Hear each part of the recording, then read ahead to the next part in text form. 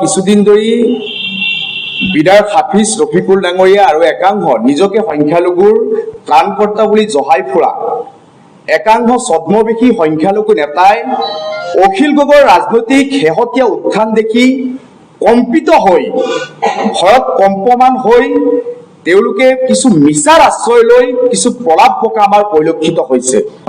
বিধায়ক হাফিজ ৰফিকুল ইছলাম ডাঙৰীয়াই সৌসিদিনা কৈছে যে অখিল গগৈ ডাঙৰীয়াই শিৱসাগৰত অত্যাচাৰ হোৱা সংখ্যালঘু শ্ৰমিকসকলৰ অন্যায়ৰ বিৰুদ্ধে প্ৰতিবাদ নকৰিলে, যে শ্ৰমিকসকলক যেতিয়া অত্যাচাৰ কৰা হৈছিল অসমৰ কোনো এজন সংখ্যালঘু বিধায়কে মাত মতা নাছিল আৰু প্ৰথম মাত মাতিছিল অখিল গগৈ ডাঙৰীয়াই।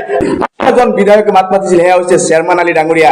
তাৰ বাহিৰে কোনো এজন বিধায়কে সেই শ্ৰমিকসকলক যে অত্যাচাৰ কৰা হৈছিল, তাৰ অন্যায় যি কৰা হৈছিল সেই অন্যায়ৰ বিৰুদ্ধে কোনো এটা প্ৰতিবাদ কৰা আমাৰ পৰিলক্ষিত হোৱা নাছিল। মই প্ৰশ্ন কৰিব বিচাৰিছো হাফিজ ৰফিকুল ইছলাম ডাঙৰীয়া, জাকিৰ হুছেইন সিকদাৰ ডাঙৰীয়াৰ নিচিনা নেতাক যে আপোনালোকে বিধানসভাত কি নাকত তেল দি শুই আছিল নে হিমন্তৰ বৰ ঘৰত বহি আপোনালোকে হিমন্তৰ বুঢ়া আঙুলি চুহি আছিল?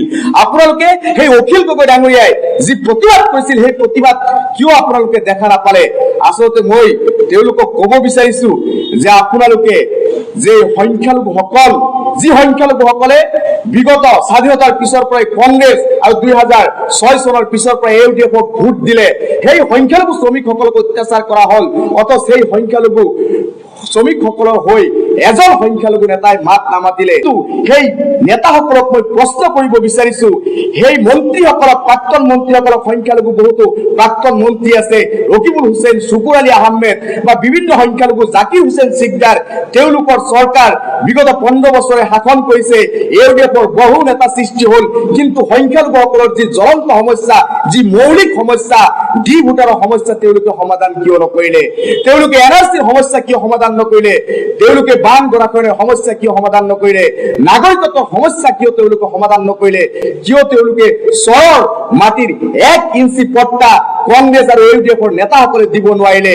আৰু ইউডিএফৰ নেতা হাফিজ ৰফিকুল ডাঙৰীয়াক মই প্ৰশ্ন কৰিব বিচাৰিছো, তেওঁতো 3 বাৰৰ বিধায়ক, তেওঁৰ নেতৃত্বত অসমৰ বুকুৰ পৰা এজন ব্যক্তিৰ ডি ভোটাৰৰ নিষ্পত্তি তেখেতে নিজে হাতে বা তেখেতে উকিল নিয়োগ কৰি কৰাইছে নেকি? মোৰ প্ৰশ্ন তেওঁৰ ওচৰত।